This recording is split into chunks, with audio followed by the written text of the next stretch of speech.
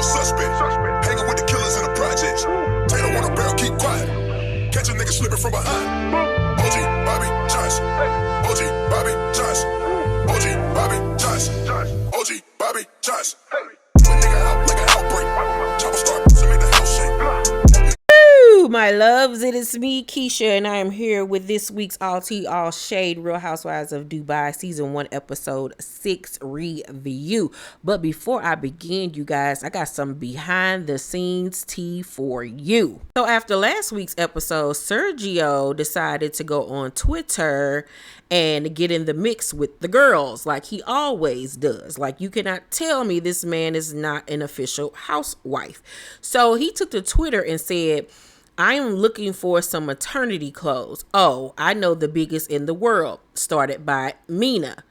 And again, they got called in a lie. Actually, our friend funded your 8 figures business. Hashtag coming out, not even ranked. LOL. Girl, what? Was that supposed to be a read? You need to go back to the drawing board, sis. And once again, why is he getting involved in women's issues? Like, Caroline is grown. She is old enough to be your mother. If she wanted to come at Lisa, she is well equipped to. So why you felt the need to get involved is beyond me, sis. Like, I need for him to have several. You need to work on and worry about that over there that you have decided to marry. You got bigger fish to fry. Like, people crack me up worrying about the wrong things when you over there being verbally and emotionally abused by this old ass woman. Like, really? So Lisa responded back and said, Sergio, happy to send you some maternity and post-pregnancy wear if/when your new baby comes. We know you'll be the one wearing it. Oh, and now, she got your ass. Lisa said, don't come for me, honey. Do not come for me. You want to play? You want to bumble with the bee, huh? Bzz. I'm like, come on. So then Caroline decided to finally jump into the fray and said, when my company was doing 8 figures, we had over 60 employees, factories, distribution, and investors, not just me and one assistant. I also know the guy who started it with them very well. So Lisa says, at me next time, girl. My company made its first $1 million, not dirhams, in 2016. We ship from a warehouse, have over 25 staff directly employed by Mina Rowe. No one started this company with us, and we don't have any partners, built from ground up on our own. Then Lisa said, Caroline Stanberry, stay in your tax bracket, worry about your husband's racist tweets and all the fake Richard Mille watches he wears on the show. Don't worry about me, at C_Stanberry. Child, I mean, exactly. Like, you want to talk about everything else, but you nor him have yet to say anything about Sergio's past racist tweets where he was using the N-word. Like, let's talk about that, love. Let's talk about that. Let's talk about that, baby.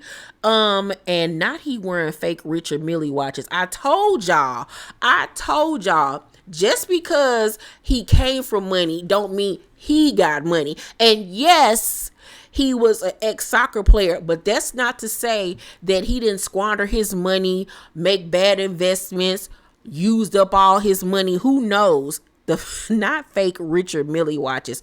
I'm telling y'all, it's something not clean in the milk with this whole situation over there. And then last but not least, Lisa then said, is Sergio trying to distract us from those racist tweets? We didn't forget, waiting on that apology. Get a job. I would offer you one, but it takes more than being a sugar baby to work for Mina Rowe. Hashtag stay out of women's business. And with that, the case was closed. You sent for her and proceeded to get red for filth, as you should have been.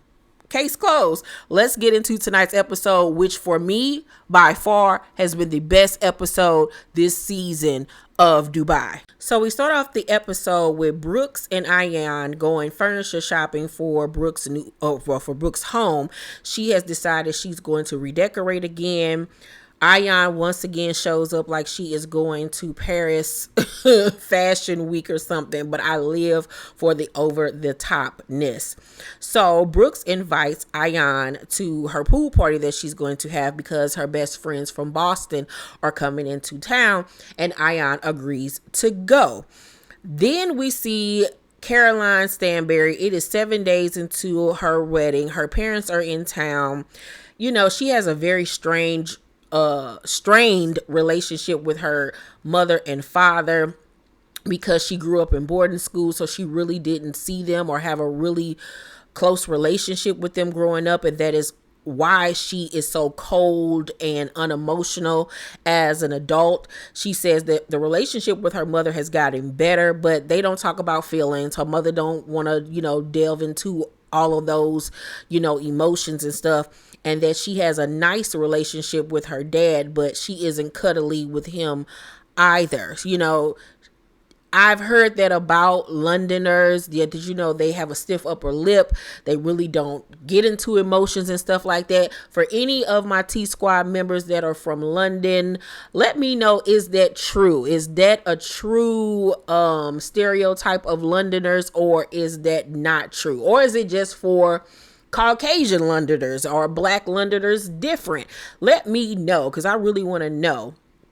But it's honestly sad to see, that she grew up that way and that she has so much resentment for her parents for not really being there for her, and hopefully she's different with her own children, that she at least tries to show them affection, because she doesn't want to alienate them and make them feel like they can't come talk to her about their emotions. So Sergio wants to bang, honey, and she like, my parents are here. And I'm like, you so concerned about your parents, Caroline, with your old ass, but you the same person that don't even want to spend time with your parents nor his parents before the wedding, but you care about having sex in this hotel, estate, whatever suite y'all in, and your parents being in town. And like Sergio said, like, as big as this place is, they cannot even hear us. Like, why is she marrying this man? Like, is he just a prop for her? Is it just a thing to prove to others that she still got it and that she was able to bag somebody younger than her? Because I just don't get it. And he was like, I can't keep on begging for the tiki tiki. I can't keep on begging for the tiki tiki. I'm like, first of all, you're marrying somebody that calls sex tiki tiki. What the fuck does that mean? Like, huh? What? This whole relationship is weird. Weird. It ain't even for me to understand, child. So then we see Nina having invited the girls over to her fabulous apartment building, and Lisa, Caroline, and Ayan are the ones that were invited. She's really trying to bridge a gap between Lisa and Caroline. Lisa arrives in this fabulous floral frock that I 100% went up for. I have to say that Lisa gets the best dress award for this cast. She has slayed pretty much every look that she has wore on this show, and I am just living for it. Yes, come on. Now I will have to give an honorable mention also this episode to Nina. Hey Nina girl, loved you on Watch What Happens Live tonight. She is a viewer of my reviews. You, honey, slayed this confessional look. I love the off-the-shoulder top with the big volume and ruffles, the wide leg white trousers, the heels, the slick back hair, the beat face, earrings. Everything was spectacularly done. Nina slays her confessional looks. Next season, Nina, I need for you to serve your confessional looks during filming because you have been killing it in your confessionals. So I need you to bring that energy throughout next season because baby, when you put it on, you puts it on, and I'm living. So Ayan arrives in this like feathery peacock frock. It was doing team too much, but once again, I live for it. Wasn't one of my favorite looks of hers. I hated that wig. It looked like it was a shake and go that she got from the local beauty supply store that was synthetic and it cost like $15. No ma'am, Pam. And Stanberry arrived once again, channeling her daughter, channeling youth, and was giving us a Pretty Little Things outfit. It just looked like something you would literally buy off of Pretty Little Things, and like the whole outfit itself probably cost about $150.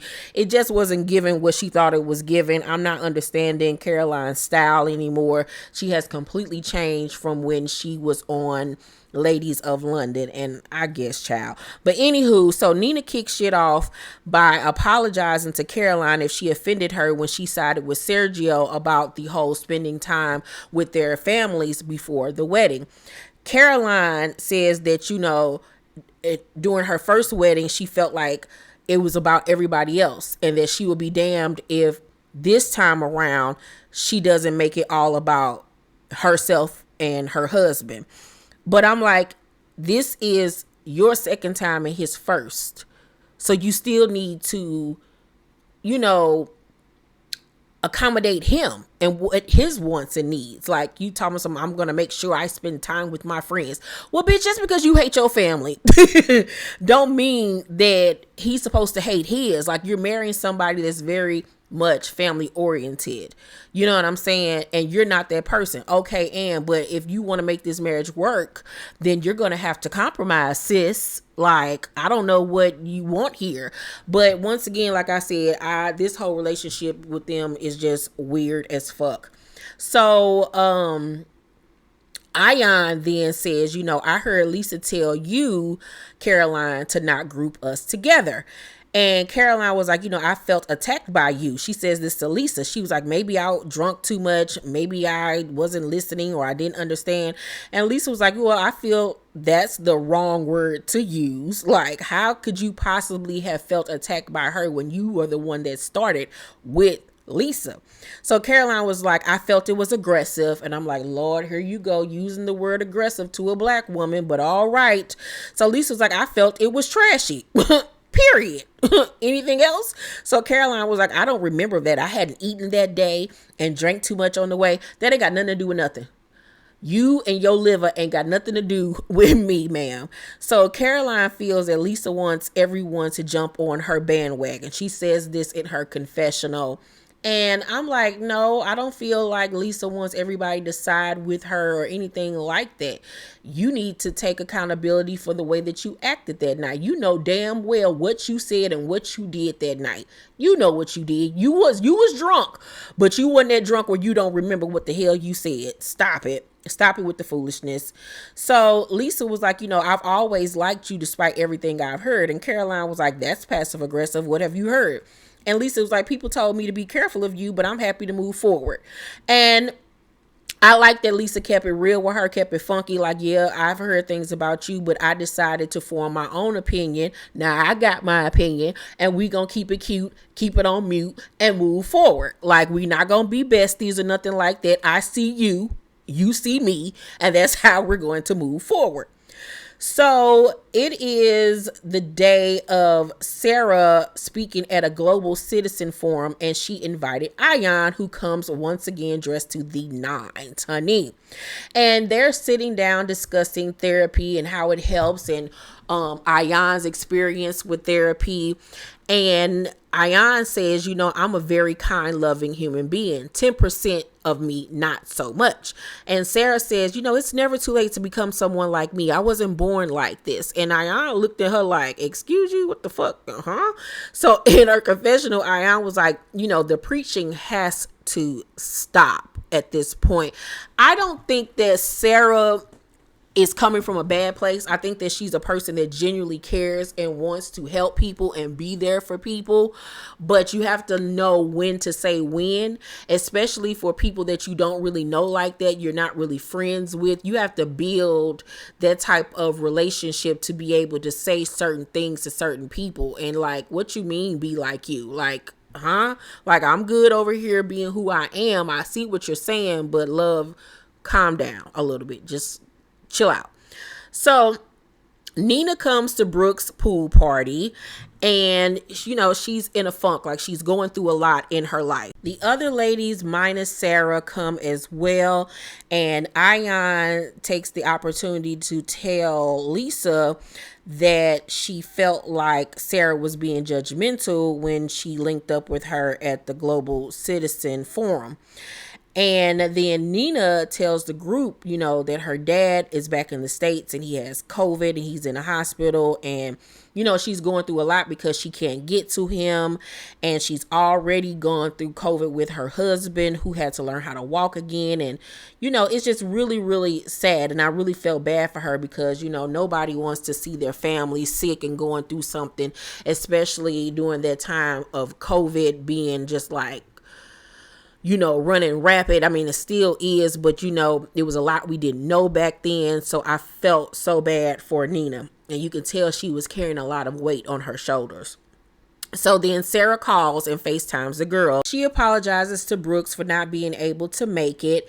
They get off the phone with her, and the group kind of separates. So on one side of the pool, it's Ayan, Lisa, and Nina talking. And then on the other side, you have Caroline, Sergio, Brooks, and Brooks' two friends from Boston who are in town. They're brothers who she grew up with.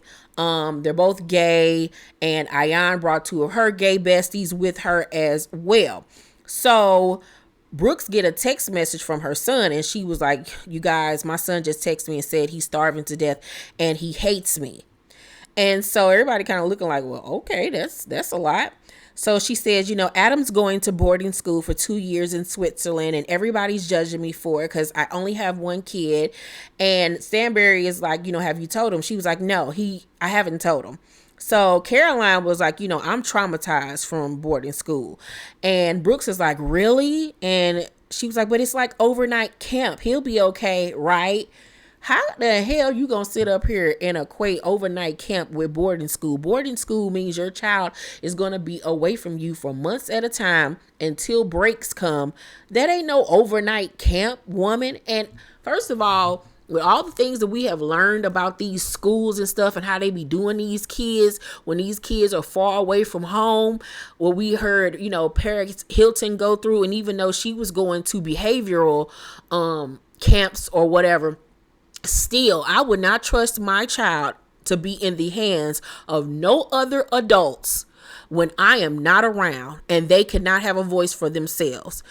Hell, the shit that we learned about Oprah Winfrey, school over there in Africa and how them little girls was getting fondled on and all this type of stuff. No, absolutely not. Absolutely not. Hell to the no. Hell to the no, to the no. And so Caroline was like, you know what? You just gonna have to prepare him. You can tell Caroline wanted to say more, but she knew, unlike Sarah, you can only say but so much to people about their kids. So she told the line. So then we go over to Ayan, Lisa, and Nina. And Ayan tells Nina that she felt like she wasn't really there for her when it came to the whole situation with her and Caroline when they got into it over not inviting Ayan to her bachelorette party. And Nina is like, girl, like, I don't know what more you want from me at this point. Like, really? I thought we was over this. And I'm with Nina on this. Like, why are you expecting so much from her? Y'all have talked about this. Y'all have squashed it. Now you just doing team too much. Ayan then says, I feel like there's an energy that we need to squash. And Nina was like, my energy today is because my dad is in the hospital. Like, girl, I got bigger things to worry about than you and this silly ass little beef between you and Caroline. And, she starts to cry because she's going through a lot. Ayan, of course, feels bad, and she was like, I'm so sorry, I did not mean to upset you. And her and Lisa give Nina a hug, and Brooks and Caroline see that she's crying, so Brooks was like, Sergio, go over there and eavesdrop. And then Stanbury tells him, go stick up for Nina. I'm like, and his ass really runs over there to see what's going on like a little woman.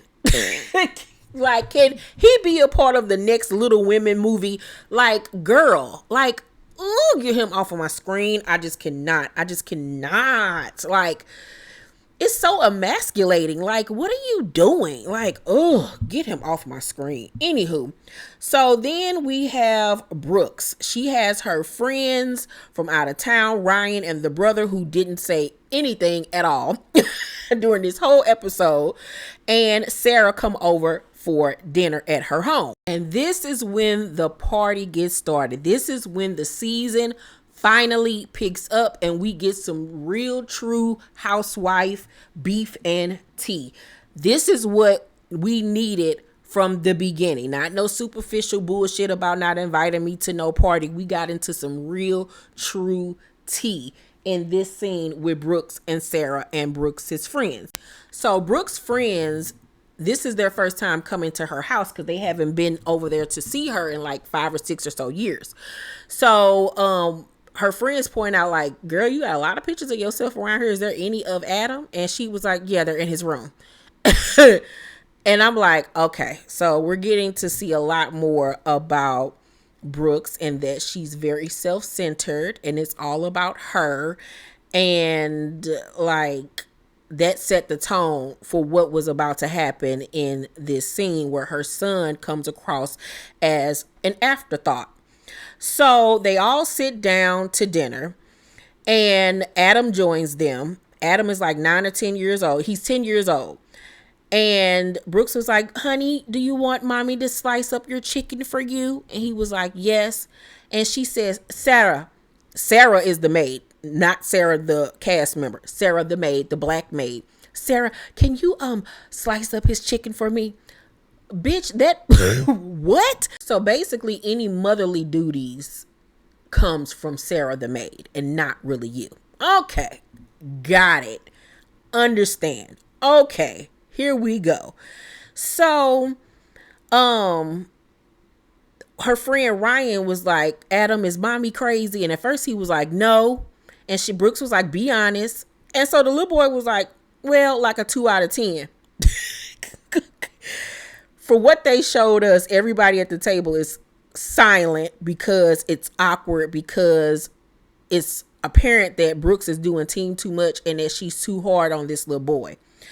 So the little boy is eating his dinner and he's not using the knife right and she's getting on him and it's just awkward. It's really awkward. So the little boy finished eating and Brooks asked Sarah the maid to go tuck him in. Okay. And Sarah, the cast member, was like, you should be tucking him in, babe. And of course she does not. She does not get up and go tuck this little boy into bed. And I'm like, why are you, I can't even get this shit out. Why is this lady basically being your child's mother?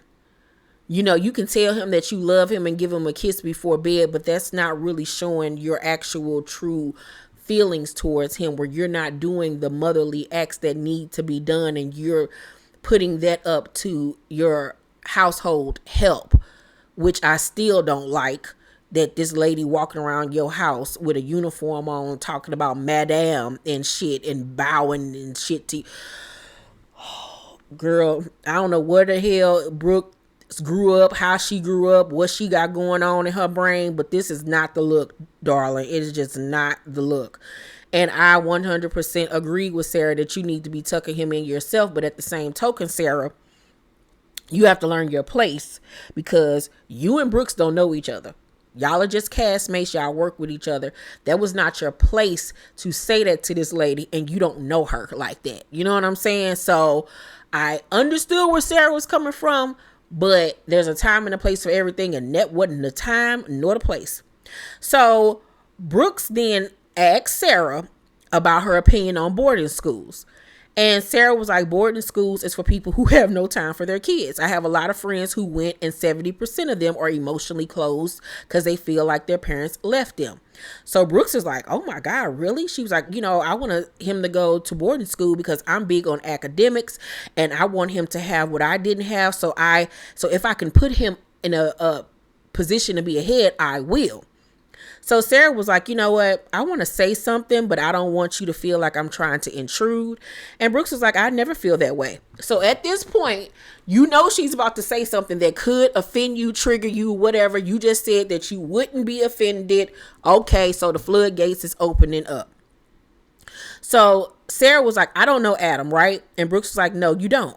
Sarah says, you need to be closer with him, the way you speak to him. And I was like, ooh. And I ooh. Can I woo? Can I woo? I was like, girl, you really going there? You don't even know this lady and you are coming to her about her kid in her house. I'm like, Sarah, you must not have heard the phrase, you don't confront nobody or tell nobody about their kids or their man. Those are the two things you do not say to anybody. You do not talk about nobody, man or their kids, to them, because that is the quickest way for you to get cussed the fuck out. Okay? So, even though you're right, you're very much right, but y'all ain't like that. So Brooks was like, I'm tough in certain instances. My child putting his finger in his plate will never happen in front of me. Girl, and so I'm looking like this a 10-year-old little boy who was picking his chicken with his fingers. Okay, ooh-wee. I could see if y'all was at a formal dinner or something and he was doing that. But obviously at 10 years old, he needs to be taught how to properly use a knife and a fork. And that's your fault that at 10, he does not know how to do so. So you need to blame yourself, because you yelling at him across the table, telling him, not like that is not showing him anything. You need to get your ass up, walk over there to him and show him how to properly do it. That's how mothers do. But you leave parenting up to your maid, and that ain't her goddamn child. So anywho, so her friend Ryan was like, he's a kid. Like, you're being cold hearted. She was like, I'm not being cold hearted. My mother was very militant with me. And Sarah was like, well, why don't you break that generational cycle? Brooks was like, I like how I turned out because of her. Girl, you most definitely need to be in therapy. So Sarah was like, you're bleeding onto people who didn't cut you. And Ryan, the friend, was like, Sarah, I'm on your side. I'm on your side. And he was like, she'll get it later. That none of this, really matters. At the end of the day, it's all about his morals. Mind you, Ryan's brother is sitting across from him on mute. He knew to shut the fuck up and just sit there and hold himself. He did not make eye contact with nobody. That child act like he had been kidnapped. So, at this point, Brooks is mad, honey. She is pissed off. She was like, I instill all of that into my child. It's not due to his dad. And I was like, ooh. That triggered her. So Ryan was like, I think hanging around Sarah will help you. Brooks was like, Ryan, shut the fuck up. You're getting on my nerves at this point. You're being stupid. So at this point, she is mad, honey, that her bestie is agreeing with Sarah. And I understood where Brooks was coming from in this moment, because you my best friend.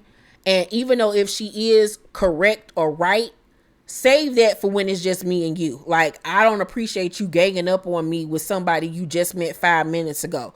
Like, talk to me one-on-one about that, but don't be trying to play in my face. But then on the flip side of that, we all supposed to be grown.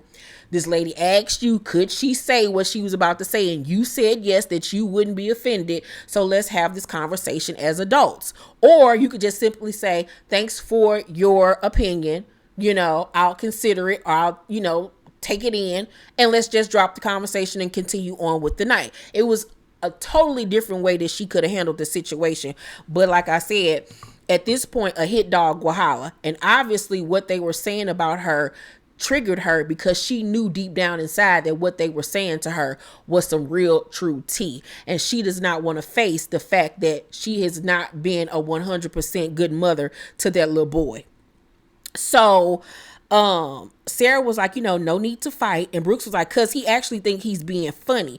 Ryan was like, I'm not being funny. Brooks said, stop, cause I'm gonna cuss you out in front of everybody and embarrass you. Shut up. Don't fucking talk to me about my kid. Ryan then says, ugh. Cause obviously they have been here before, and he looking at her like, girl, the dramatics, you're doing too much, like, have your moment. Okay. But at the end of the day, that's supposed to be your best friend. Why are you talking to him like that? Why are you then talking to him like that and further heightening the tension in the room and emasculating him and embarrassing him in front of company? Like, you don't do that. You don't talk to people like that. Like, he Ryan better than me or any other gay boy that I know, because any other gay boy would have read her ass for filth, especially with that disheveled wig she had on her head. Like, girl, you do not have the room at this moment, the room or the space. So Brooks was like, it's not fucking cute and it's not fucking funny. Don't be fucking cute. There's a line that you don't fucking cross. You're not a fucking parent. I raised that child. All of what you see, I achieved that shit on my fucking own. That ain't got nothing to do with you as a mother. Yes, you had to rebuild on your own after you left his father and you left with nothing, and that you had to get y'all where y'all are now by hard work. And that's great. That is great that you have built such a life for you and your child. But that does not take away from the fact that you are not affectionate and loving and 100% present in your child's life, sis. So Ryan was like, why are you getting crazy about it? Brooks says, cause don't come in my fucking home and talk about my parenting. Sarah was like, Caroline, you got triggered. It's okay. And Brooks says, Sarah, you're the fucking problem. You're a mom. There are certain buttons you don't push. The little snarky remarks about how I am with my kid. Sarah goes, you need to be more affectionate. He goes, yeah, I agree with her. You should. Sarah was like, I asked, can I intrude? And you said yes. Brooke says, I did, but I don't know you like that. And I was like, I agree. But then again, you allowed her to say what she wanted to say. Sarah then says, but a child needs love and care. And Brooks is like, he has all of that. Ryan jumps in again. He ain't got enough, child. Ryan then says, but that's fair to say without getting so angered. And Sarah was like, you should not talk to each other like that. Brooks was like, he should know better. He's been my friend since childhood. And Ryan was like, so treat me with respect. Brooks was like, no, you treat me with some respect in my own house. And Ryan was like, ugh, okay. Mind you, the brother is sitting there like a statue. He is afraid to blink or breathe. He don't know what to do. So Brooks was like, what we're not going to do, not you, not anybody is ever going to talk to me about how I raised my kid. And I'm like, okay. All right, girl. All right, Maya Angelou. You don't want nobody to tell you how to raise your kid, but you the same person that was on Watch What Happens Live tonight, backtracking on everything your ass said and act like she literally got on Watch What Happens Live tonight and said that she never had plans on sending that little boy to private school. Bitch, that's exactly what you said. Like, you backtracking because you realized after watching the episode how horribly you were going to come off to the public, and now you trying to backtrack, but you the same person talking about, okay, nobody talk to you about your kid. Girl, get out of here. Be a mother, okay? Be a mother. Whoo, child. But this is what I've been looking for with the Dubai girls, some real true beef, real true things to talk about, things that can be debated. You know what I'm saying? This was a really good topic to explore with parenting, about sending your children to boarding school, about therapy. I loved this episode. Best episode so far of this season. I want more of this from the girls next season. It's time for y'all to step it up. And I literally had just said on last week's review that I felt like Sarah was not stepping it up. Well, Sarah stepped it the fuck up tonight. Sarah stepped it the fuck up. And that's what I need. Okay, you guys, let me know what you guys thought about tonight's episode. Let's talk down below in the comments section. Make sure to thumbs up this video, like and subscribe, and hit that notification bell button. I love you guys, and I'll see you on the next video. Bye.